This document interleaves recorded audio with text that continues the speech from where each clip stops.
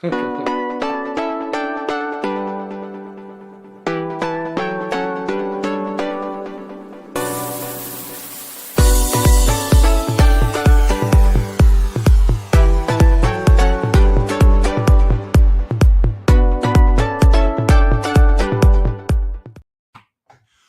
up, people? Welcome to the selection table.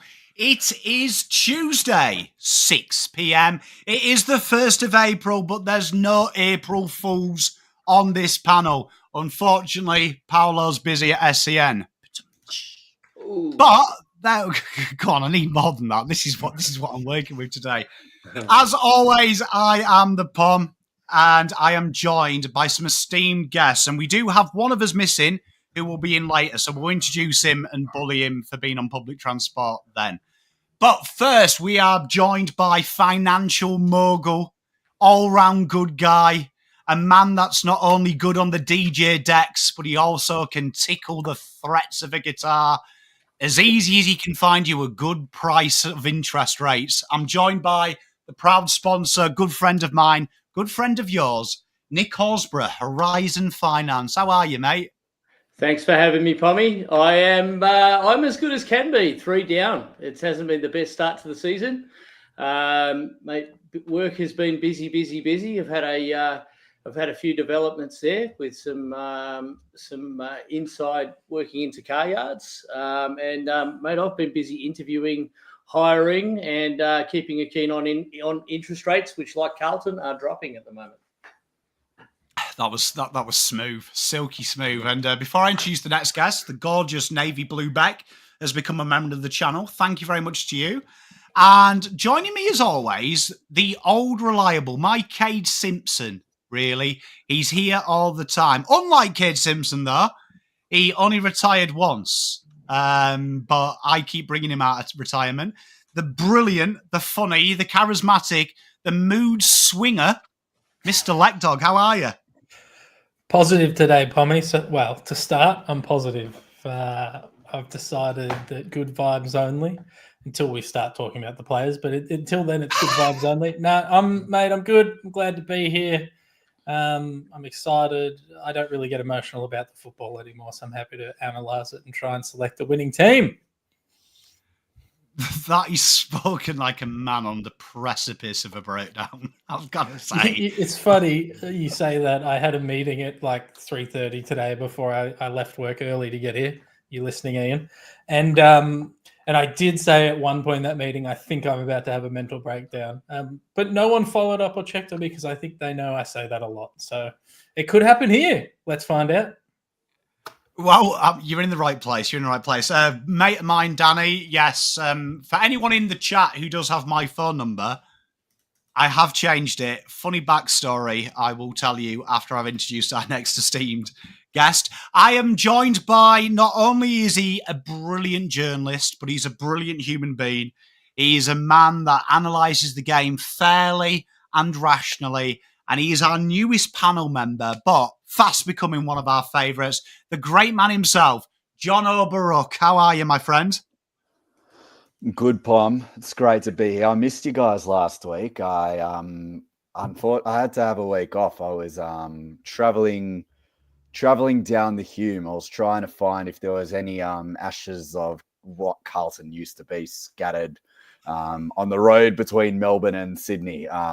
Traveling back from Sydney to Melbourne, but unfortunately I couldn't find anything, which was really disappointing. So it's led me back here. So I'm straight back in after a week, discovering and trying to find something. But unfortunately we're back here and we're still trying to find a winning formula together, which hopefully 4th time's the charm now, I think, but we'll see how we go.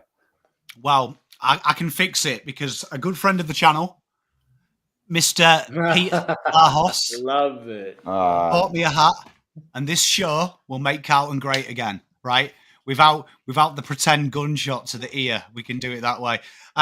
So to tell you the Hyundai story, some of you may have known that I've got a new phone number, and yesterday evening I was sat in this very chair, and I got a phone call from a very pissed Bogan Australian.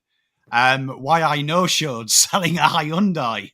And it turns out my phone number has been cloned to sell Hyundais on Facebook. So cheers for that, Hey. Danny. So yeah, there you are. I'm selling used cars as well. I've got into business. So if you have been texted by my number saying I've got a 2016 Hyundai, it wasn't me because I don't own Hyundais. Not my bag, baby. Oh. Only Hyundais. Mate, only knickerblockers around these parts. But we have got a big job to do today. We have got to find the team. So we're going to pick on someone first, and I'm going to pick on Mr. Nick. So if I press this button, Nick, you'll see for those at home, you've got a light blue. That means they're new. Nick, you've made 4 changes. Take us through it. Wait a minute. One of them shouldn't be there. Yeah, while you talk about that, I'll change that because it hasn't the changed. injured one. Yeah, the injured one. I thought it was a bold prediction, mate. But no, go ahead. It was all a fantasy. So we've got Mackay coming in. Obviously makes sense. We need some strength in the forward line. Hope he's doing well, and I hope he's got his head right, and I hope he's ready to go, and I hope he's tough. So Mackay comes in at centre half forward. I want to see the Camporelli brothers both in all their glory playing together, giving us a little bit more run and a little bit more interchange options. So I've got Ben Camporelli and Lucas Camporelli coming in, and we need someone with a bit of flair and someone who has the X factor to come on. I think Boydie did a pretty good job last week when he came on, so I've brought him into the side, and Ashton Moyer gets his debut for season 2025, which would be great to see. Big game. So, chat, think of questions. Let Dog, questions about this team, my friend? I guess I'll ask the obvious one, or the one I think is obvious, is Zachy Williams. If he doesn't pull up, who's your sort of next in? Did you think that far?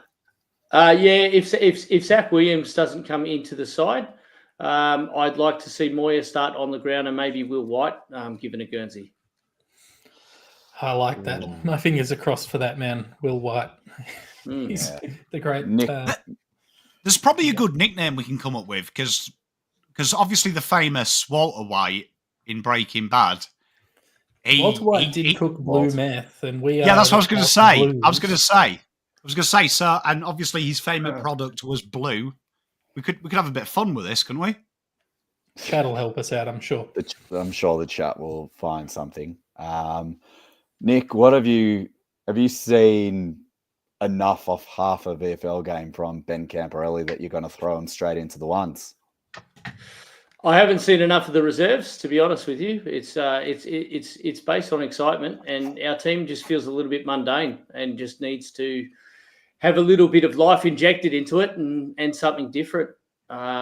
We tend to get rolling with the same people week in, week out. I know we're probably going to see Evans selected and Haynes selected and, all that sort of thing. But I would love to see some changes, not just, hey, here are Guernseys, guys. Let's wait until you get injured before we rotate you. Let's rotate players, get some new blood slowly injected into the game, and on a big stage, what a great debut that would make Carlton Collingwood, Ben Camporelli in the side. Yeah, you've picked his brother there as well. Just looking for that extra run as on the wing. Where have you got Sam Walsh? I can't seem to. Oh, I dropped him. Can't seem to see him. I dropped him. You dropped him. All right. Well, explain that, please.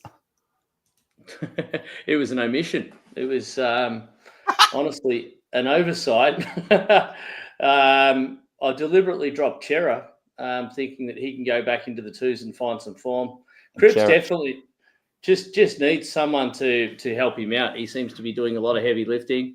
And out of the senior midfielders, Hewitt's probably the only one. Chera's there. Chera was meant to be out. Walsh was meant to be wait, in. it's a typo because I had to quickly change it before camera. So it's Walsh Hewitt. Yeah, it is. Yeah, I didn't think I'd drop Walsh. It's Chera's the one. I mean, he was silky smooth in the preseason, and we haven't seen the same Chera. I don't know if it's confidence or if he's carrying a niggle or what it is, but go back in the twos, son, get some form and come back. I'm gonna disagree, and I think Chera's not very high on the top of our problem list. I'm with you in saying that we could do with a bit of a lift from him. If you remember the Collingwood game a couple of years back, he was best on ground by a mile until he did his hamstring at halftime. 20 touches in the first half, I think. So he's definitely shown he can do that against that opposition, and shown I think he's been okay. I think he's been okay. I just think he needs to lift his intensity. And are we picking a player based on what he did last year? No, we're not. I'm picking players based on current form. And I think that midfield we need to run. We need to win back our clearance game and get on top of the game. It just seems like we're doing little setups from defense. I don't know what's going on, but to drop our bundle now 4 weeks in a row after being at least 5 goals up, some changes have got to be made to stick with these boys and go, that's all right, you're getting better than last week. It's not good enough. This is the premium division in Australia, and if you're not cut out to play and you're not cut out to be giving it your all, and it's just a job for you, you shouldn't be there. I think it's interesting. Like Nick, I don't agree on the Chera call, but you're well and truly entitled to it, because I've seen this feedback, and maybe I'm just dispassionate, or maybe I'm just not seeing it at the ground because I've been at the ground for all the games so far. What is it that you're not loving about Chera? And you're not alone either, because I've seen plenty of negative feedback around him. I'm just saying he's pretty good, but go on. Hesitant short range possessions. No run and carry, no confidence, no bursting through packs. Running and spreading with Cripps, getting the ball moving. It's tedious. It's not the way we normally play football. We've gone from being one of the greatest clearance players to, I think, a very average midfield football side. And I'm not saying it's terrible by any stretch of the imagination, but I'm saying you've got to be ruthless. You've got to make stronger changes, and not just look for your weakest player on the ground. Like, what is sort of suffering out of our game, and how do we counteract? How do we combat that? What rotations do we want to make? So, hence, bring in an inside mid, Ben Camporelli, and let's see what he can do. Fair. Well, my question is, Matt Gondolfo's here as well. Was Akers up there in your considerations? Obviously, Akers has been really poor this year compared to his standards. Where were you thinking with Akers? I think Akers has been average, and is lucky.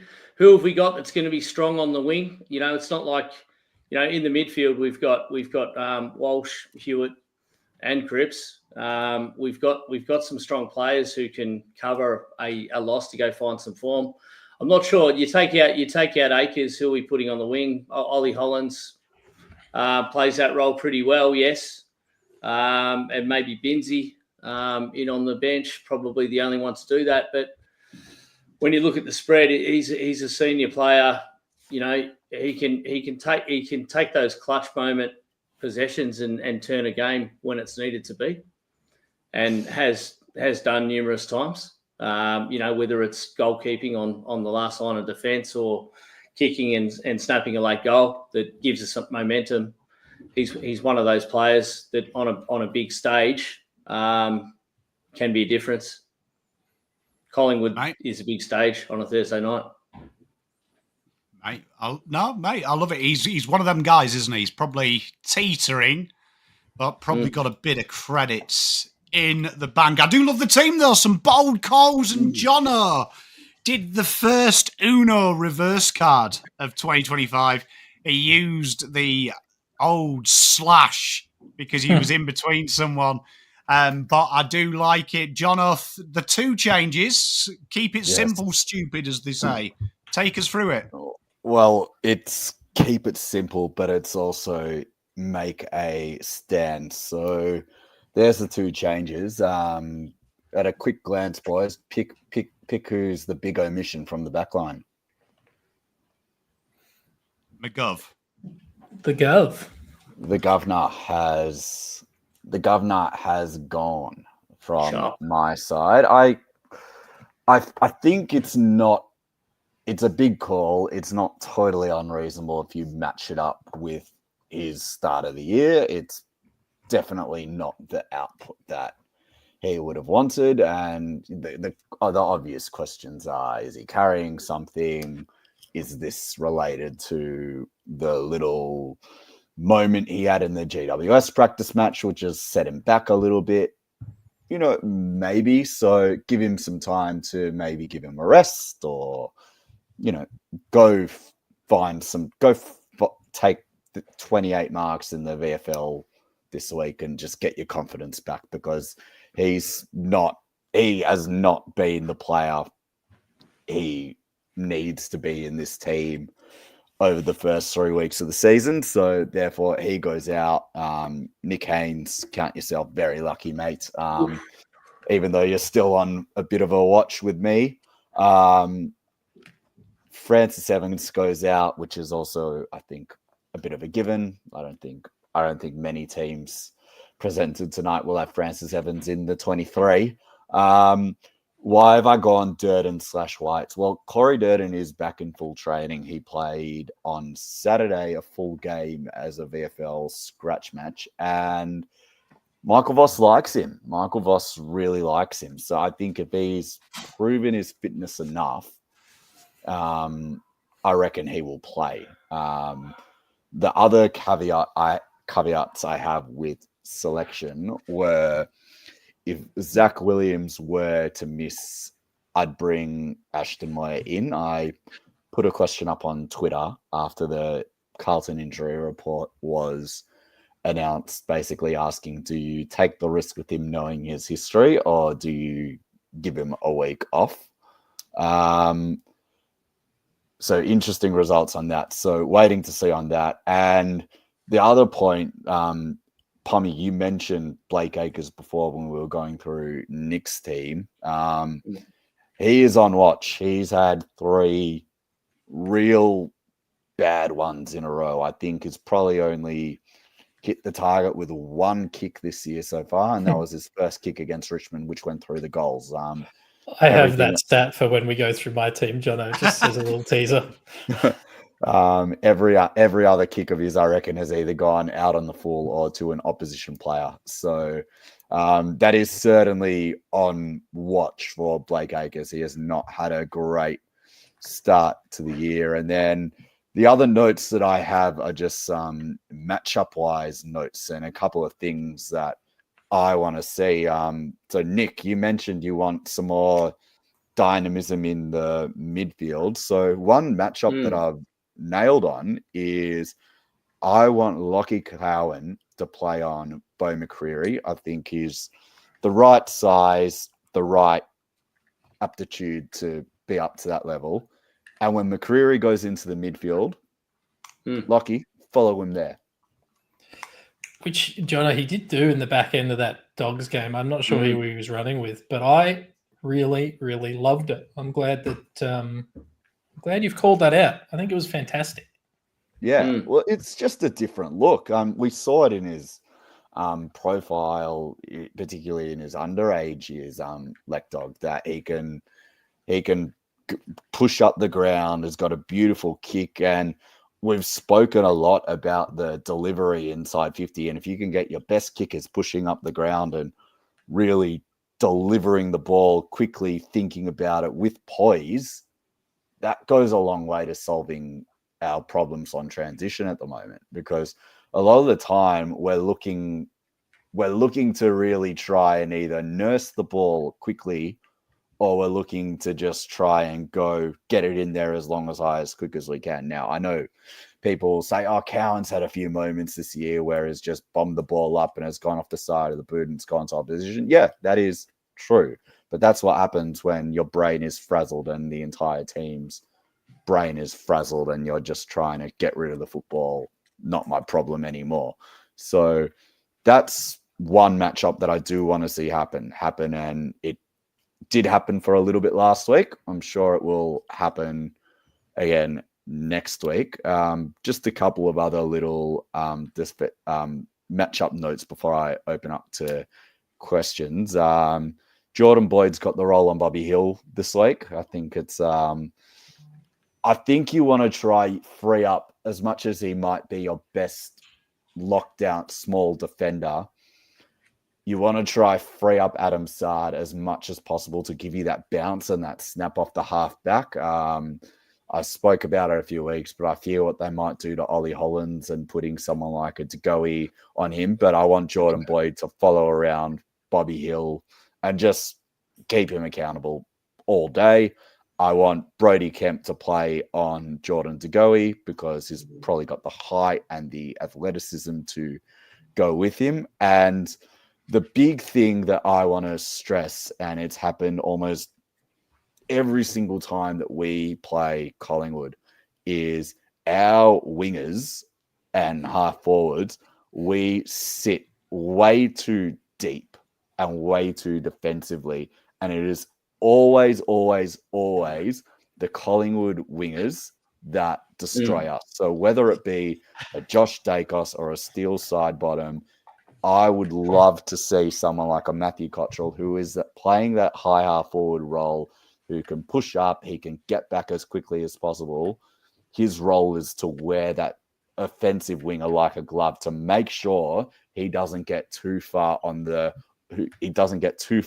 offensive side back to goal away from his direct opponent, because that is how Collingwood have gotten us so much in the past.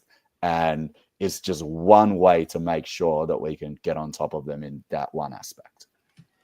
I did a piece on Code Sports for Supercoach this week, and I had to choose one of the Collingwood players to talk about. I actually chose Scott Pendlebury, but Dacos, Pendlebury, side bottom, they have their statistically best games against any opposition against Carlton every single time, regardless of age, regardless of where the teams are on the ladder. Those three dominate us every single time we play them.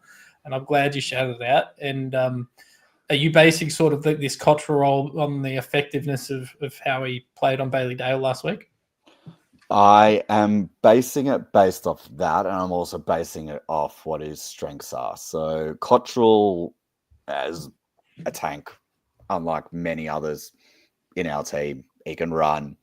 And the way that Collingwood play, the way that they connect the ball from D50 to attacking 50 is they go off half back. So it'll probably be Nick and Dan Houston running off the half back. I saw a clip from Collingwood training today of Nick getting involved at the start of the play from the half back line and then finishing it off at the attacking 50 line, having a flying shot for goal, and of course it went in. So if you can nip that in the bud early, brilliant. But if you can make sure that you're keeping sort of the most important link in the chain, which is before it gets to the ending, out of Collingwood's main arsenal, then you're going a long way to score it from disrupting their route one to goal, which you know is just going to be get it in fast, go ahead, quick football. I'm into it. I agree. I've got a question for you. Haynes over McGovern. Was that a tough call, was it for you? Because obviously Haynes, you'd say McGovern's had the long-term form versus Haynes. Haynes has obviously spent a lot of time in state league football last year, in and out of the side. Did it come into a consideration that McGovern might be the bigger game player here, or are you going for the reliability of age and experience in Nicholas? It really came down to who gave me the shits less last Friday night. to be completely honest with you there, Pommy. But no, you're 100% right. In McGovern's played in these big games. He's played against Collingwood, and he too, I'm sure, would be smarting after what happened to him against Collingwood last time around. So it was a big call for him. It was a big call for me to leave him out. But as I said, I think the sample size of what Mitch McGovern's shown over the past 3 weeks has been absolutely nowhere near his best, whether it's confidence, whether it's body.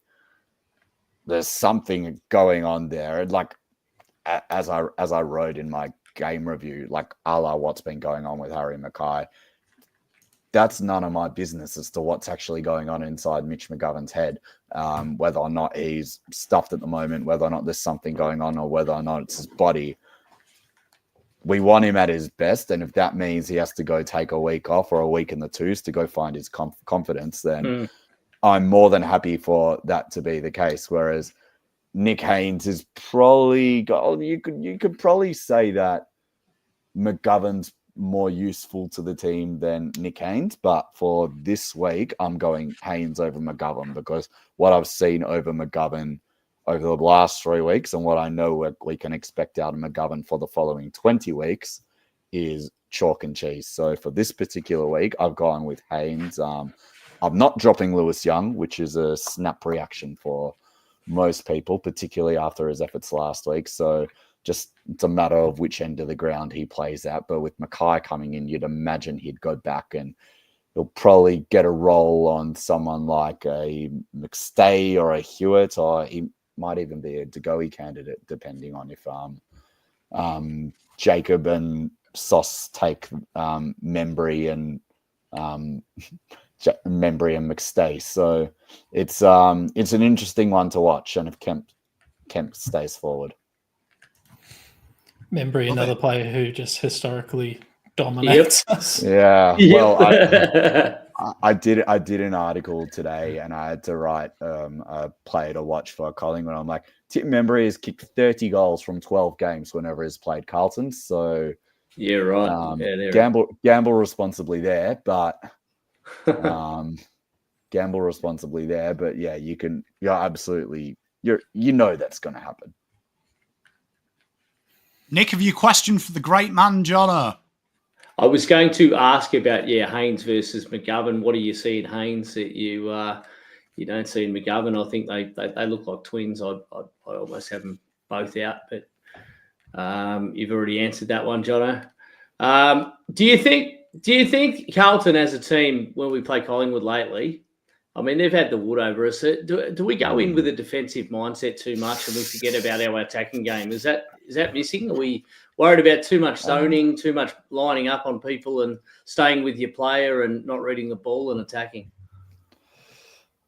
I honestly think, Nick, it's none of those things. I just think this game means a little bit more to Collingwood than it does to us. If you look at the numbers, particularly, I'm going to say since 2022, when this rivalry has almost been reborn a little bit, the 4 out of the 6 games have been decided by under a goal, and every single one, and Collingwood have won all of those games in about the last 30 seconds.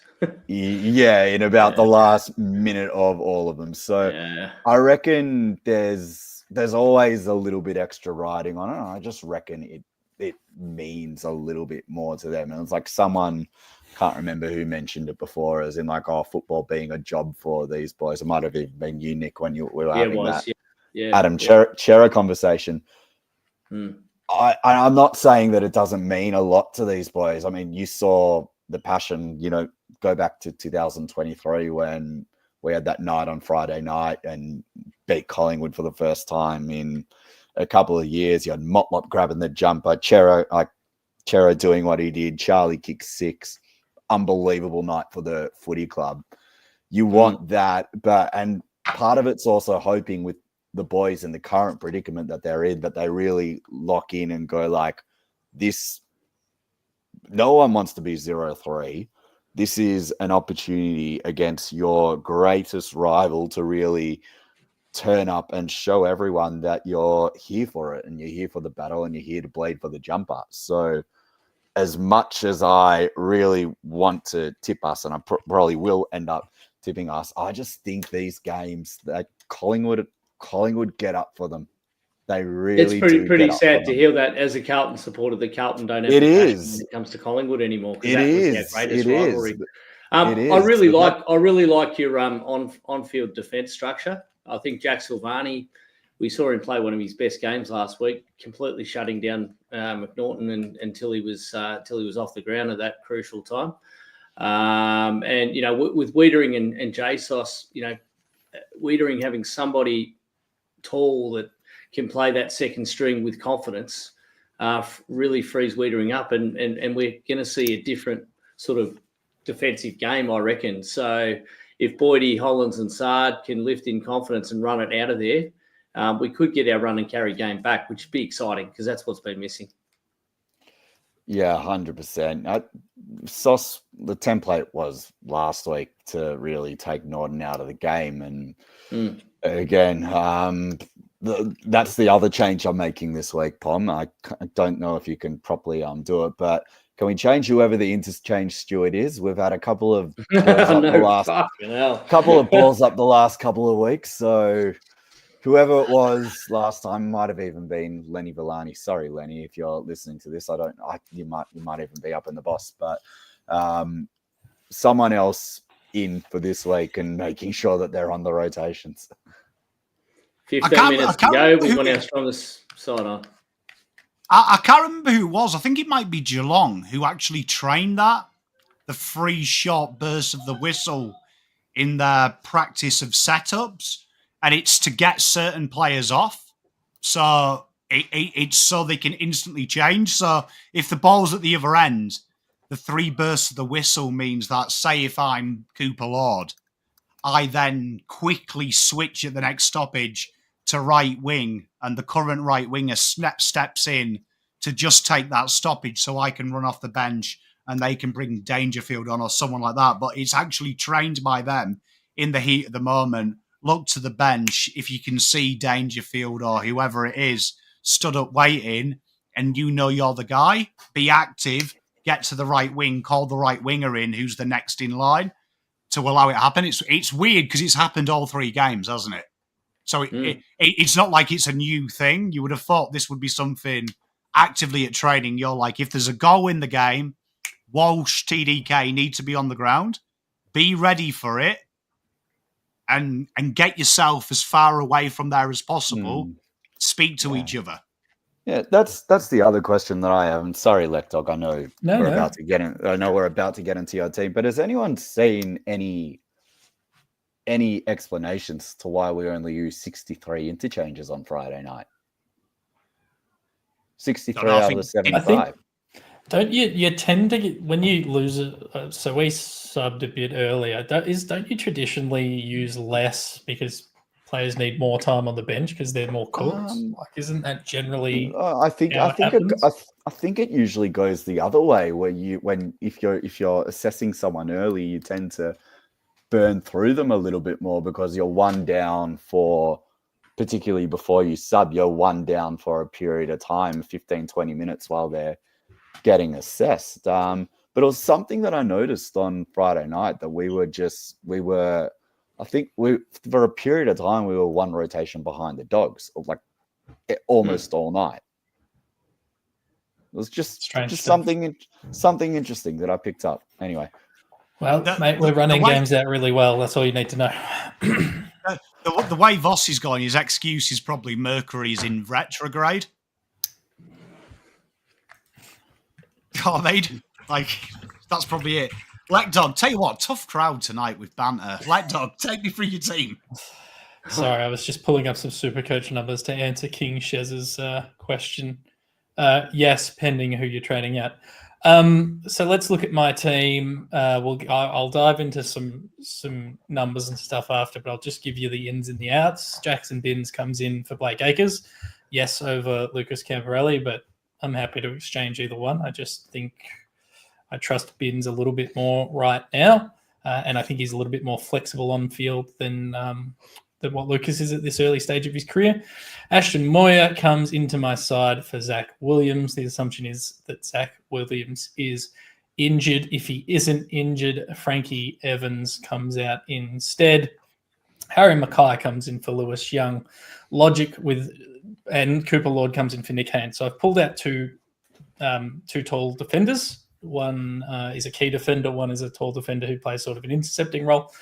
I feel like in our defence, we've been probably carrying one extra interceptor more than the rest of the comp for quite some time. In fact, our whole backline's built around them.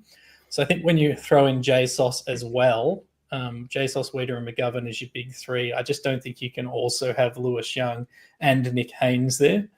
I just don't think it works. And I felt the same way when we were using Kemp as the fourth sort of tall defender back there. I think Cowan can play up or down in terms of size and fill that role. We need to trust him a little bit more. Having said that, Jono, I did like your suggestion that he should go up into the midfield like he did against the Dogs. That was a good one. So I've kept Govin over Haynes. Like, it was essentially a coin toss, but I just think I've got a little bit more faith in Gov. I know he's had a bad start to the season, but in my eyes, they've been as bad as each other. So Haynes comes out as the player with less long-term to short to medium-term upside. The wings, I've put Ollie Holt up there. I know it's switching positions around and then going to keep him in defence, but he's played well from memory against Collingwood on the wing there. And Jackson Binns comes in. Blake Acres has had 30 kicks this year, which is A, not enough, and B, they've been terrible. So from his 30 kicks, 10 of them have been considered effective.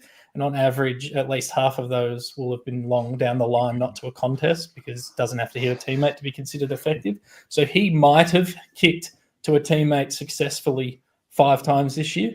And he's our winger and he's our run and carry, but also his role's been shifting. So he's been playing more forward of the ball and less behind the ball, taking those intercept possessions. And it's just not working. And I think if a player's really out of form, we should be allowed to drop him. So I've dropped him. And then the forward line, like, don't worry about where the magnets are on to start the bit of paper. Like Matty Cottrell, as you said, he's going to play sort of a negating role, probably high half forward. I've named him in the forward pocket. Don't stress about that. And then on the bench, Sam Doherty's an interesting one. He wasn't our worst last week. He wasn't our best. If his name was Doherty, would he still be in the team? I'm not sure. And I'm not sure where his best position is for us at this stage. So I've got him there sort of as a utility. Wouldn't mind seeing him even play forward for a bit. I know he's had a couple of shit kicks in front of goal.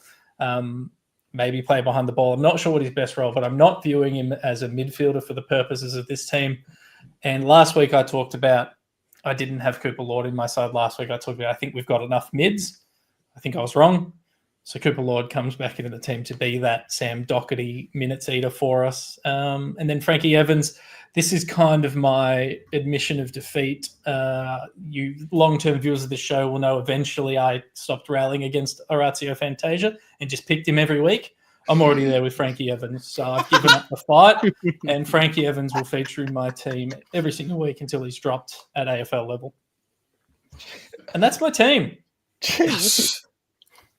That's when you know someone's broken let dog, when he just stops fighting. But joining us a little bit later than planned, the great man, our own John Lennon.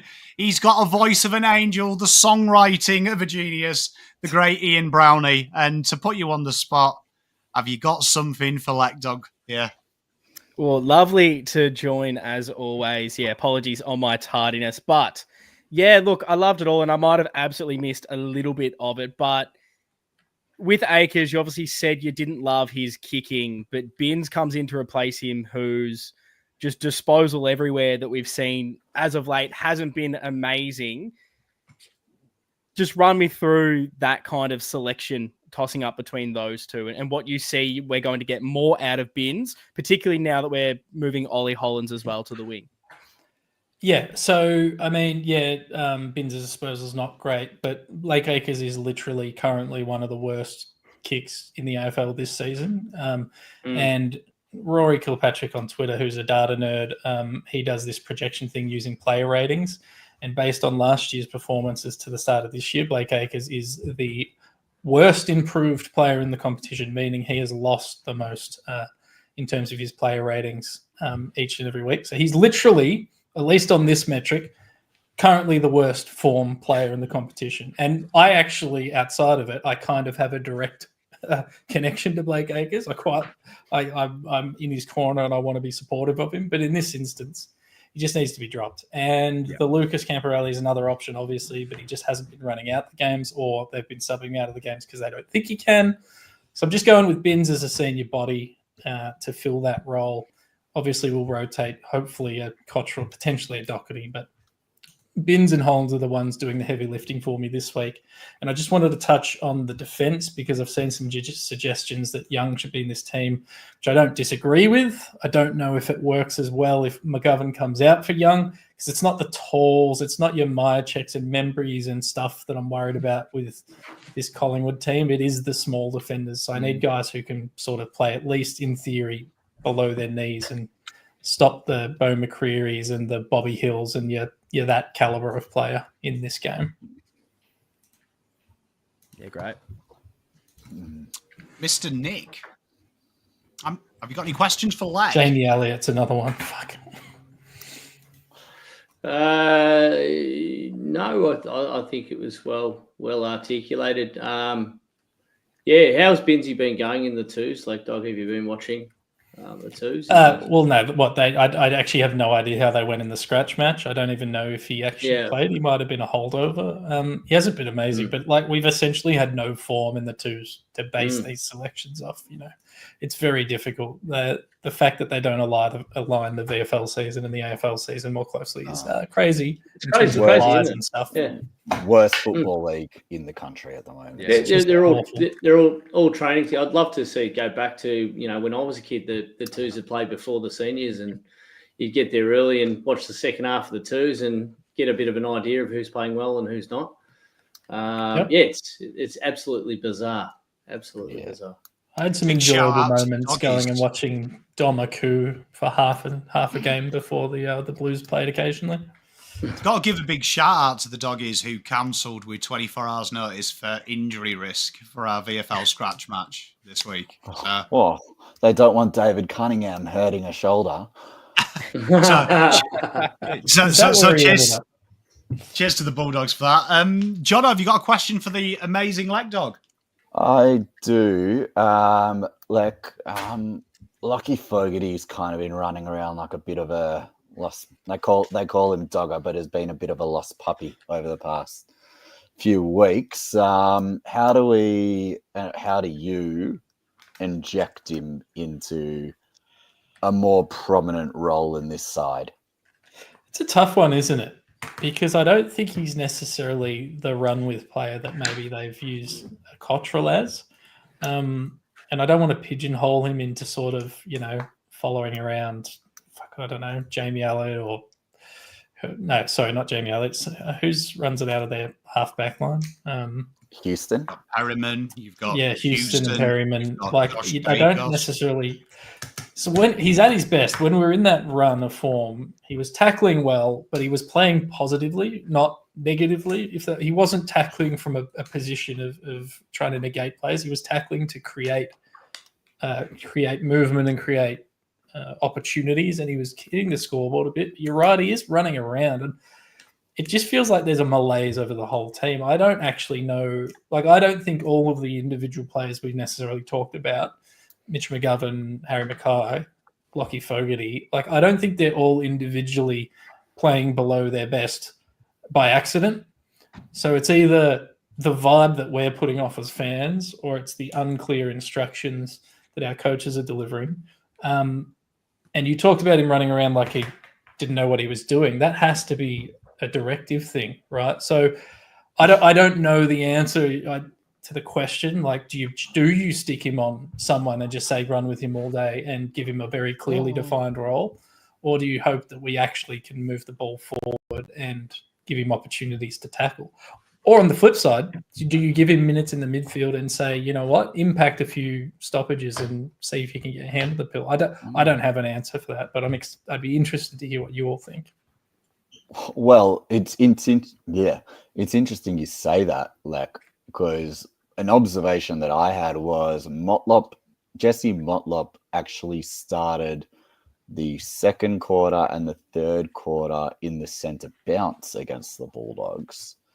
Do you pull him out of the midfield and say, Lucky, that is your time to get yourself into the game as an extra number in the midfield rotation?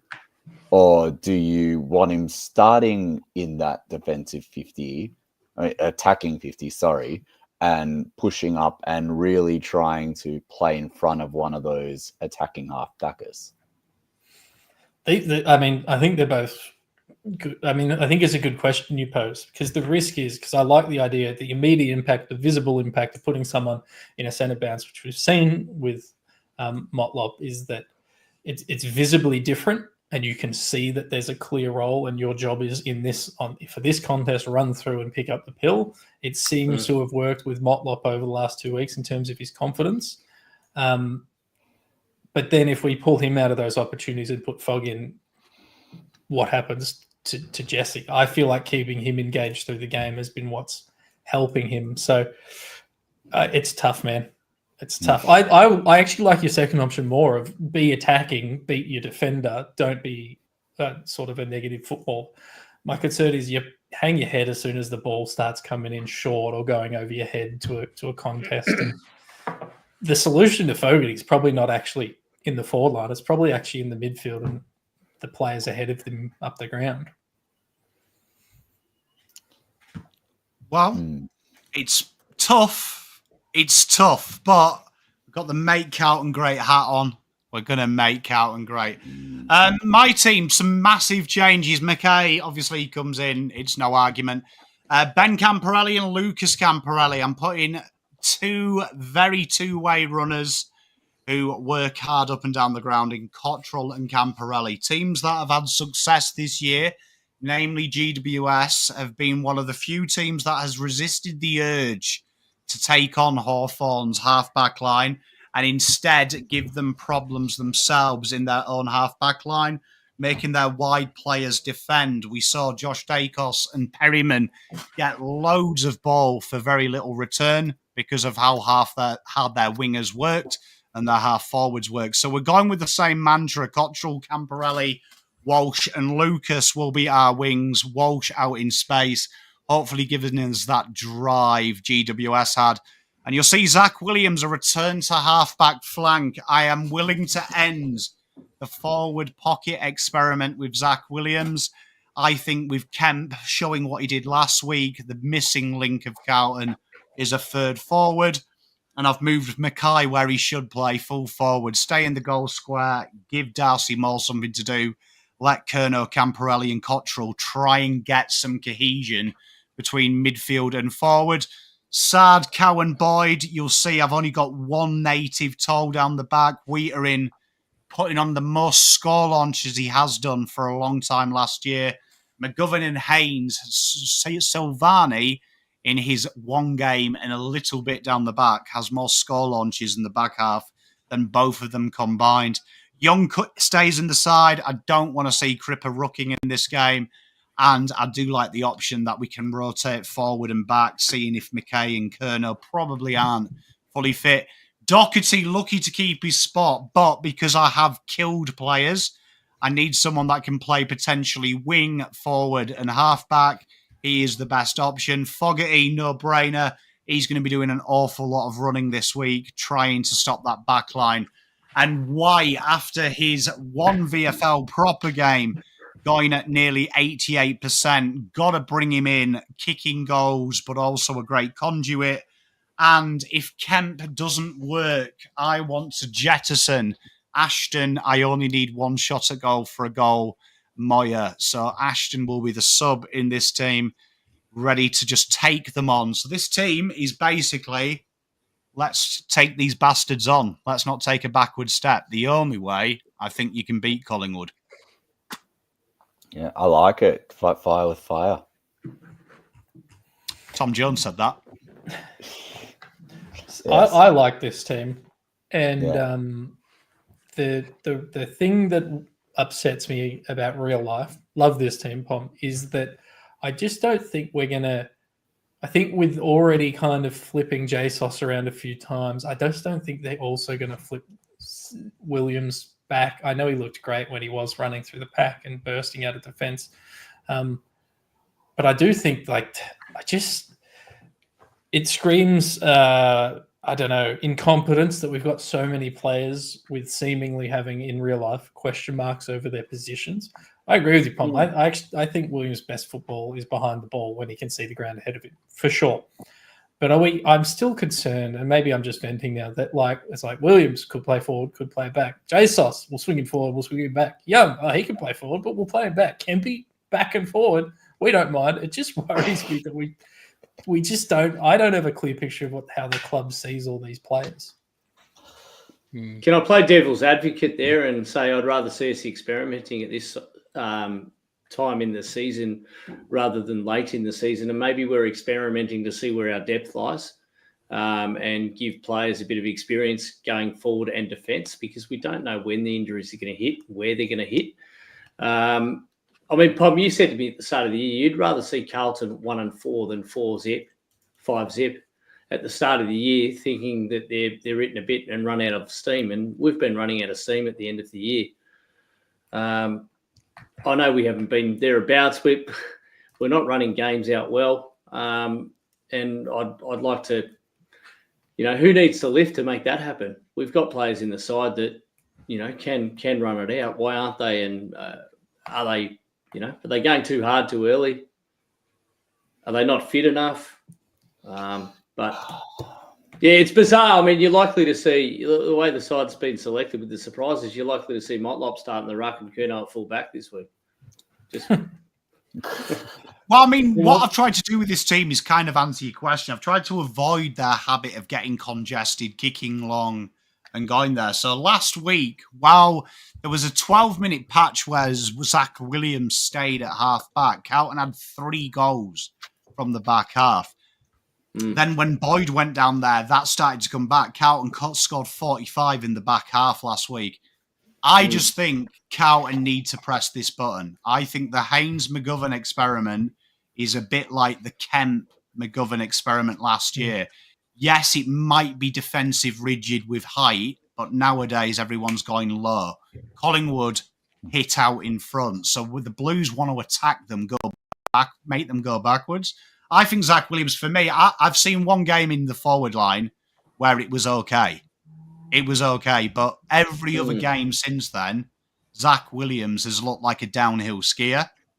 It's flashy with no consistency. Yeah. Yeah, well, I don't see it. I don't see it. The issue for me is give Motlop that responsibility. He doesn't leave the forward 50. Zach Williams obviously goes looking for the ball. He is a halfback. He was a very good halfback. He was potentially a midfielder. Makes sense to me. I would rather have kick in and a little bit of zip off back half and go for it, because our midfield is stopping a lot of entries at the minute. It's probably stopping too many, so give them a chance to kick out over the top.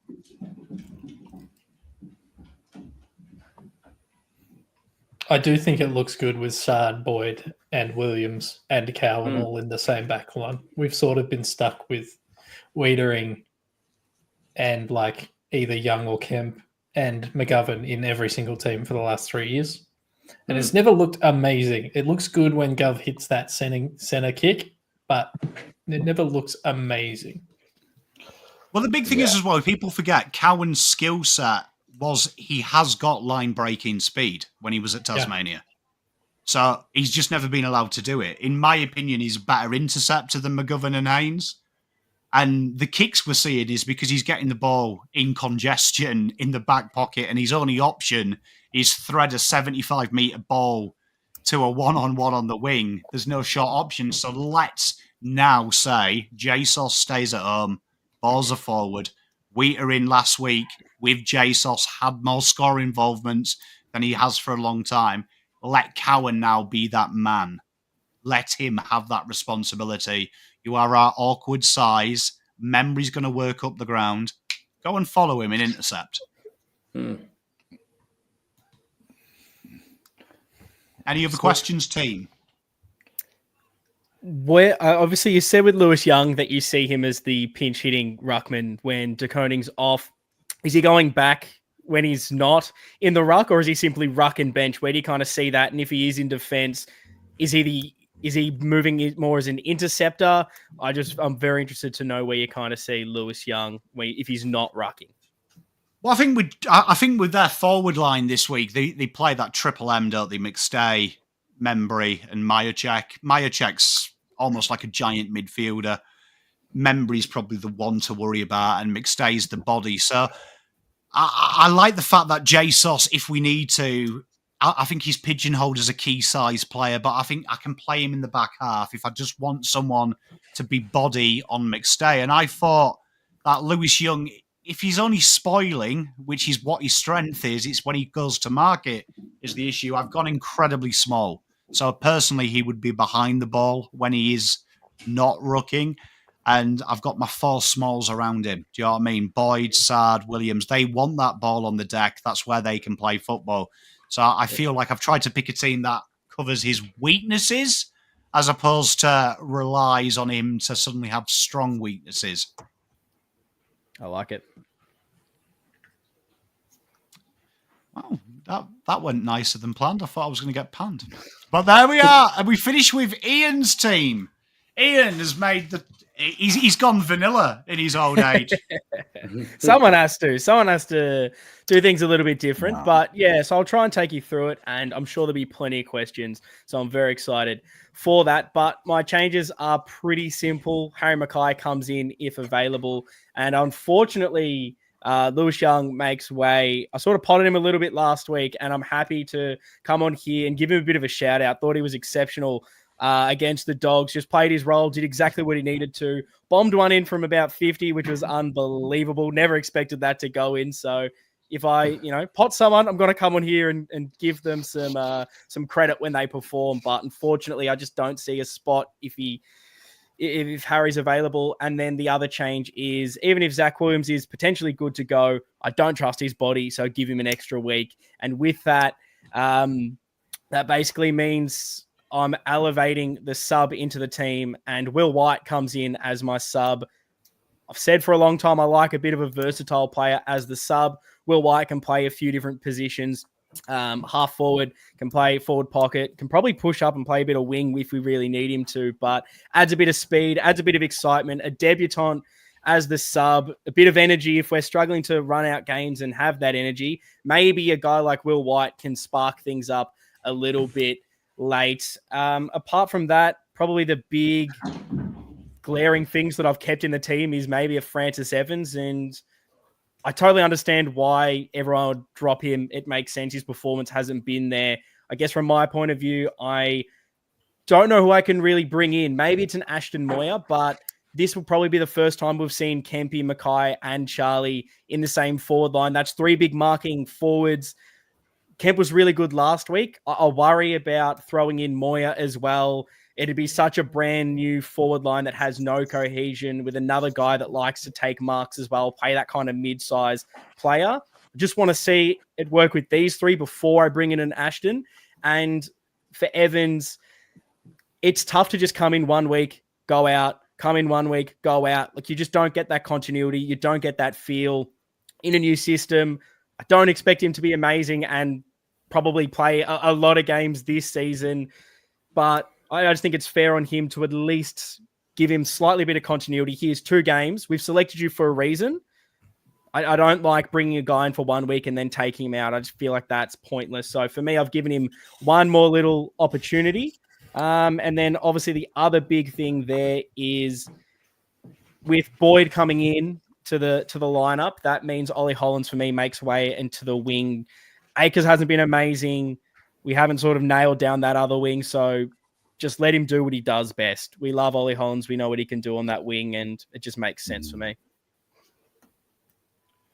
Francis Evans. Do you feel like Francis Evans at the moment do you think that's partly his fault, or do you think that when you watch our forwards, they are all played up the ground? That we would definitely allude to pushed me way too high. And I mean, It's tough to just single out Francis Evans when how many players in our team right now are playing to their level or above what we expect of them right now.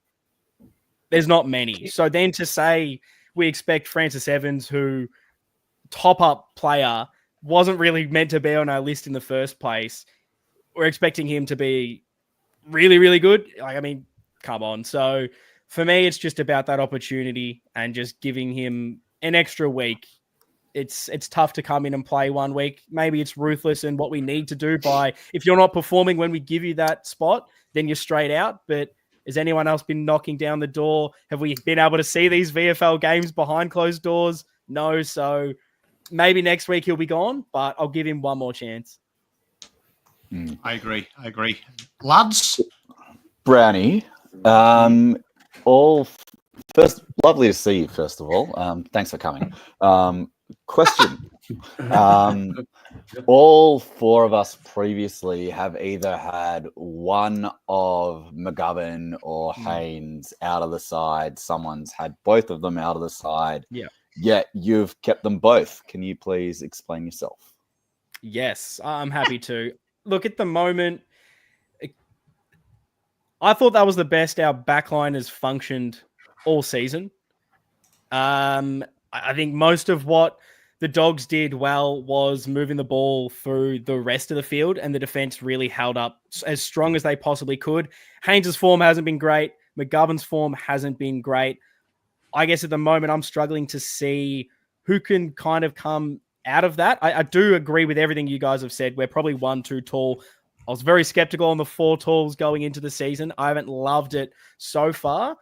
I'm probably just being very conservative for this week we haven't really had a settled lineup this year. A lot hasn't gone right. I just kind of want to see one more week of this, and then I'll say that's enough evidence to start to change things. But so it's probably not the greatest answer, and I probably don't have a great reason as to why I think it will work, because I guess deep down I don't. It's more just give me a bigger sample size before I'll throw it out. Yeah. And I guess Boyd as well into this, allowing a bit more run. There's enough plays if it doesn't work. If we get into, halftime and it's clearly a shit show, then Haynes or McGovern makes way and Hollands can go back in defense. Doherty can go back down there. I feel like we've got enough players to pull that lever. And probably the bigger issue for me was I don't know who to drop out of Haynes and McGovern. We've made McGovern play this kind of different role. Haynes has kind of taken his spot as that taller player. This is almost one more week of I'll decide who to drop out of those two. But if you Pommy, it's both. So maybe that's the call I should have made. Mate, I like firing people. Fair enough. One more question from go for me. it. Walshy on the bench, where are you playing him when he comes on? Yeah, so basically he will be wing mid rotation. I have him on the bench more because I wanted to emphasize that Ollie Hollands has been moved out of defense and onto the wing, where originally I just had Walsh there because that's where I want him starting. But it was more just a visual to be like, Ollie Hollands is out of defense this week. So he'd probably be kind of 50-50 split there. I think the rhetoric on Sam Walsh at the moment, I just want to touch on this quickly, is insane and disgusting. Like, everyone on my train going back home after the Doggies game was drop him, trade him, he's trash. It's like, hang on a minute, let's rein this in. He hasn't been playing good football, but let's just genuinely take a deep breath on Sam Walsh for 1 second. I feel like we just need to position him better around stoppages and not make him be more of that ball winner. We've got enough guys that can do that. So when he is playing more around the stoppages, seriously, just position him a little bit smarter. But yeah, it'll probably be 50-50 split, rotating on the wing, because Akers, like Lek Dog was touching on, has not been playing well. There was someone on Twitter who actually said that you'll like this, Ian, and chat, that a Geelong fan said we'll give you our first for Walsh, and he was like, I'd bite your arm off. He's probably worth a third at the minute. So I agree with Ian. The hype on Walsh's out of form at the minute is a little bit scary. They all are. That's the Sorry, thing. That's the problem, right? When they're all out of form, it almost becomes contagious. It's like when one forward has the yips and he can't buy a goal, and then all of a sudden everyone can't kick. Yeah. So I guess like the beauty of it is, and we've seen it, it doesn't take much for something to just click into gear, and then all of a sudden, everything's right now. Like I watched the Bulldogs game live, and then I watched it again, and I wrote my review for Gardner Stand, and I legitimately felt for 70% of that game we were the better team, and it's just the final 30 that we kind of lost the plot a bit, went into our shells. So it was it's not quite there, but it's on its way, and it. As much as we all want it to go our way this week, it might not. But if we could continue showing signs that we're getting back to what Carlton football looks like, and it just starts clicking on that little bit more, I think ultimately all we want is the win and the 4 points in the bank. But if we look like the way that we've been looking to play our football over the last couple of years when things have been good, then that's a win you can take out of the game. Do you think we had too many key players on the bench at the same time deep in that last quarter? Well, I mentioned that.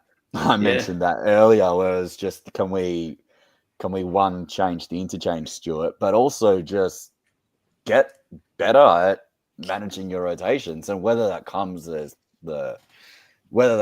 aerobic fitness or it comes with mental fitness as well. Rest them early, but with 15 minutes to go, 20 minutes to go, surely it's all hands on deck for your senior players. Bring it home, boys. Yeah. Oh, I agree. And it's also trusting the guys that are out there to do the job. You're picked in the team for a reason. You're picked in the team because you have the trust of the coaching staff and the other 21, 22 players that are in that team, that if you're on the field, you are backed in to do a job. You only have to look as far as and this is fishing, but if you go back to the 2018 grand final, who were the 4 players that Adam Simpson didn't want on the ground for the last passage of play? Nathan Vardy, Liam Ryan, Dom Sheed. Every single one of them involved in that passage of play that led to that magnificent moment. Sheed. That's where we are as Carlton fans. We're enjoying Sheed's work. It's where we are. No, but we've got chat. You've had a lot of information there to deduce, and you've got an incredibly important job now because you only have one vote, chat, between all 117 of you. So we'll start with Nick Backman. Who are you saving from this beautiful list? 100% Jack Silvani going back last week. Best game I've seen him in defence. And I want him there doing a job on some of the tall timber. You can't beat a bit of J Sauce, the sausage. Mr. Jono, a backman, who are we saving? I am picking the bloke with the best taste of music in the AFL, Jordan Boyd. Boydie. Isn't he just like into music that's played at Moomba? It's definitely not Moomba. What, the Wiggles? It's not Wiggles, and it's not Cella Luna or whatever. He's got a bit of an alternative sort of eclectic taste. Yeah, eclectic. That's very nice. I love it. And Mr. Leg Dog, a man with normal music taste. What have you got? Yeah, my normal music taste is podcasts. Lucky Cowan. Doom and gloom. I don't deserve music at this stage. I'll just have some podcasts about Carlton. Self-punishment, it is. I do worry about you sometimes, Leg Dog. Ian, who are you saving? I'm saving Jacob Wiedering. I like it when we don't save Wiedering. It just makes me laugh. It puts the pressure on the chat. I'm going to save Mr. Adam Sard. So, chat, one defender You need a back pocket. We've got Akers, Ben Camporelli, Binns, Chera, Cottrell, Cripps, Kerno, Doherty, Durden, Evans, Fantasia, Fogarty, Haynes, Hewitt. God, I hate you, Pom, when you drop so many players. Kemp, Lucas Camporelli, Lord, McGovern, Mackay, Moyer, Motlop, Ollie Hollands, TDK, Walsh, White, Williams, and Young. So throw in one defender's name, chat. Jesus, that was hard to do. So chat, throw in a name while you're discussing it in between yourselves. I'm So interested to defenders. see how they go, where they go with it. So we got Williams, big Christian saving, Nick Haynes. Go on, chat. Keep going. Come on, chat. Squirrel. Squirrel. Squirrel. It's almost why I picked Wiedering. I really wanted to know what the chat was feeling with potentially this last pick. Make it difficult for him. It's a bit of It is Zach. quite. Two for Zach, Tell you what, two for Haynes. Zach and Not Haynes. All right, we have a not Haynes. We have another Zach. I reckon Zach's looks like- got it. Zach, It looks Haynes, like- Got it as well. I think you did a good sales job there. You've Tommy. influenced it. Tell you what, though, that's quite impressive that everyone, we could put Jamo there mid-season. Jamo. He was one of my Jamo. favourite Great. players. Oh, God, I He- love Jamo. You know what? There was a piss take AFL Facebook page that said that Cooter had nominated for the MSD. And honestly, it was like 6 Carlton fans. And you can guarantee the type. If I just say it was 6 Carlton fans, just imagine the type of person that genuinely fell for it and was like, oh, well, he just looked quite fit. And I was like, you know when it's bad when people are actually thinking a 50-year-old Cooter might come and bail us out. Nick, I need a midfielder or a ruck. Not Cooter.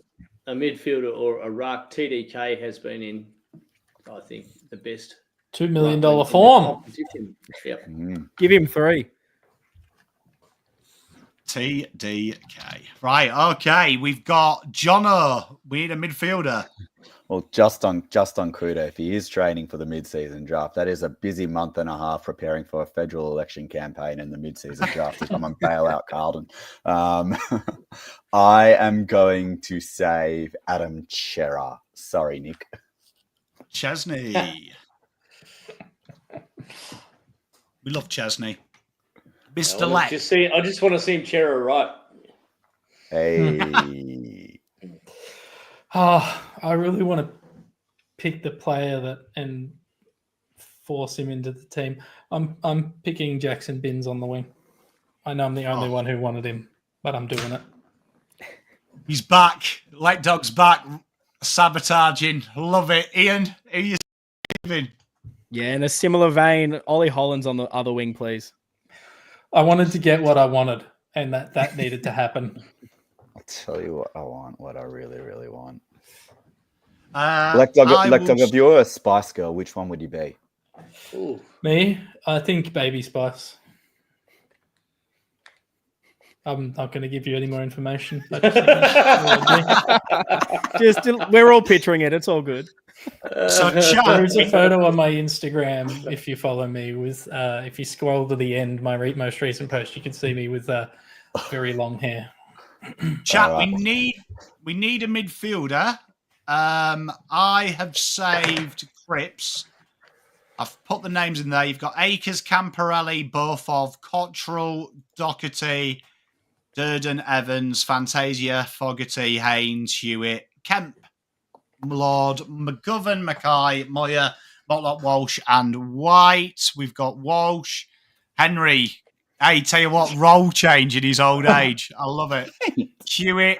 We've got. I saved Ollie, LNP. Saved him. Both of them have played mid, inside and outside. One of them's a halfback though, Lucas. He's played there a lot. Hewitt looks like Hewitt. Probably Hewitt was bloody good against. I mean, he's been great all year, but he was very good against the Bulldogs. We've got Hewitt is saved. So now we're in the forward line, Nick. I love being just one of the Campo boys. I am going to roll with Kempy after his 5 goals last week. It was fantastic. Tell you what, Brodias Campus into the pocket he goes. Mr. Jono. I'm picking Harrison Mackay, and when that first goal goes through, if the G had a roof, hopefully it gets blown to smithereens. Tell you what, it's going to be big to see him back. Hopefully he goes well. Mr. Lackdog, I need a forward. Yeah, I'll pick Jesse Motlop. Under a little bit of cosh, old Motlop, and I think he went all right last week. Yeah, to be honest. I thought it. I mean, I know he played badly in that first game, but I still felt the criticism. Last 2 weeks he's been good. Yeah. Is that a good couple? It does feel like the Carlton fans are trying to find someone to replace Plowman with.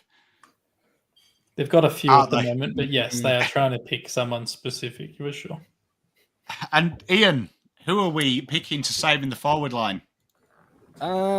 Gee, spoiled for choice once again. Cottrell, why not? You know what? I'll pick Charlie. Right, so chat, we've got one forward spot left. We've got Akers, Ben Camporelli, Lucas Camporelli, Doherty, Durden, Evans, Fogarty, Haynes, Lord, McGovern, Moyer, Walsh, White, and Young. Are we benching Walshy again? Not to influence the chat, but there's a couple natural forwards there. There is, yeah. There is. We've got White, Fogg, Moyer, White coming out of the blocks. Wow. Potter in here, chat. I love it. Give you a couple more dots. I actually like that from Shane Matthews, but yeah, Shane's a legend though. He thinks about it. Moyer, so Moyer's catching White. Moyer Bing's brought Moyer out. Fogg. Ooh, this is pretty tight. This is a photo finish. Tell you what, here we are, Squirrel. I'll give you the deciding vote, my friend. There we are. Ashton Moyer comes back. So now we've got the bench spots to go. Nick, who are you saving for the bench? This is going to be an unpopular vote, but he kicked 2 goals last week, and I think he's finding his run into form. I want him in the side, Lewis Young. We need a second ruck. Mm-hmm. I love it, Mr. Jono. Sam Walsh. You're not having a team without Sam Walsh at the moment. You know what? It was which game was it? It was the West Coast game, wasn't it, Lapdog, where the last game that we put him in the bench, we actually won. Yeah, true. Oh, Omen. Lapdog? Yeah, this is tough. This is actually really difficult at this point in the team. I think I'm going to go Fogarty. And Kato's still a few weeks away. I think it was round 6, wasn't it, on the injury report? It said he'd be assessed. I can't remember. Ian, who are you saving? I think it's gonna be Sam Doherty. Oh, so I get to finish it. I want to make a statement. I want Akers out of that team. Yeah. Lucas Camporelli returns. Oh, Lucas. There we go. Come back, my baby. So, chat, that is the each other. team. That is the team. Cowan, Wheater, Williams, Sard, JSOS, Boyd, Ollie Hollands, Cripps, Binns, Cottrell, Mackay, Moyer, Motlop, Kerno, Kemp, TDK, Cherry Hewitt, Young, Walsh, Fogarty, Doherty, Lucas Camporelli, with White, McGovern, Lord, Akers, Ben Camporelli, Williams, Durden, Evans, and Haynes. Yeah. Oh, wait. Why have I got Williams there? Who did we save? What's that? Chat saved Williams. They did. Yeah, sorry. They did. There we are. So Akers, Camporelli, Durden, Evans, Haynes, Lord, McGovern, White, all missing out. McGovern dropped. Evans dropped. Haynes dropped. Akers dropped. Big statements. I like it. I'd love to see it, but good team. But I'd love to see it. It's a good team. Well, Mr. Nick, what can everyone do if they head on now to Horizon Finance. What can you sort them out this wonderful week? I'm happy to do consults on credit files. If anyone thinks they might have a nasty that's preventing them getting good and fair loans, and they don't know how to get out of it, just contact me. Tell me you're part of the Carlton community, and I'll look after you. I'll do a free credit check for you, give you a little bit of a consult, a little bit of a guide on what you need to do to tidy yourself up. Obviously, if you're wanting any loans or anything like that, might be a car, a holiday, an escape from the football, give me a call. I am offering members of this community a 25% discount on your setup fees. So that's a pretty good deal. I'm here to make lending fairer for all, and that's what I stand for. Is really doing the prior work to make sure that your credit file is protected and you do get the best and fairest loans. So get in touch with me, Horizon Finance Group on Instagram. Let me know you're part of Pom's community here and a Carlton supporter, and be more than happy to help you. Get your send down to that link that is in there. Go and spread some love. Jono, I'll drop your link in chat. What can the ladies and gentlemen go and see about the Gardner stand this week? Well, our review from the Dogs game is up and running. We will have a couple of special things coming this week in the run-up to the Collingwood game on Thursday night. The preview will go up just after the team has been announced, which is exciting. And we've got a couple of exciting things in the works, which is exciting. So you can join us, you can subscribe. It gets delivered straight to your inbox as soon as there is a new post. There are free posts scattered in between paid posts. The paid posts are wonderful. If you'd love to join us as financially, all peace, love to you. If you can't join financially, that's completely fine. There's still plenty of love from the Gardner stand to go around. And as Nick's just pointed out so beautifully, it's a lovely Carlton community, and it's great to play a part in it. Mate, get down there. Link is in there, chat. Make sure you go and support John. He does some great work, some great insights. And then we'll come to Let Dog. I've put your Twitter in here, Let Dog, because whenever you do anything with your life, you post on Twitter, because you're on like everything. Like you are the Kim Kardashian of the noughties, minus a leaked video, really. Well, there's one out there that you got to look for it. Yeah, look, did an article, came out today for Code Sports Supercoach Draft. I think that's the only thing. There's probably going to, there was a podcast on Sunday. There'll probably be another one this Sunday on the official Supercoach feed and YouTube channel on Code Sports. But I'm just around. I was off Twitter for a bit. I'm back on Twitter and just sending memes and mostly trying to make people feel better about being Carlton supporters. So, yeah, follow me. If that didn't sell you, no will. Honestly, go and follow Let Dog. He gives you more than this usually. The beautiful Ian, Navy Blue Corner, does some great work. You've got a co-host that travels quite a bit, but you are very busy. Tell the wonderful people what they can find over at the Navy Blue Corner at the minute. Yes, so our Doggies match review is out now over on YouTube or in audio form, wherever you listen to your podcast, Navy Blue Corner. That's the socials. That is everything. You'll find it. And then, yes, after the game, hopefully, again, Lockie is living in London. He's traveling around Europe every weekend. It's hard to get a hold of the man, to be honest. So hopefully we'll be recording Friday-ish night. So have a look out over the weekend for our Collingwood match review, talking about the Baggers finally getting a win this season. You know what's crazy is, just to put it in perspective of Lockie, he's getting up at like 9 a.m. to start his day to watch Carlton. Fair play. Honestly, fair play. Like, at least we get to go to bed like straight away. Like, that bro has got a full work day ahead of him. Oh, especially on these Thursday games as well. It's like he's then just straight to work. Like, how do you watch that and then deal with it? Imagine after the Richmond game. I cannot imagine going to work after that. Honestly, I would have chinned someone after last week No, if I was working. you'd be at least kicking the bins, wouldn't you? Mate, you would do. Tomorrow we have got Pommyinoz a little bit late because we've done some special editing. We're talking about Port. The preview will be up after that in the evening, about 7 o'clock. Then we've got the live watch along, Carlton versus Collingwood.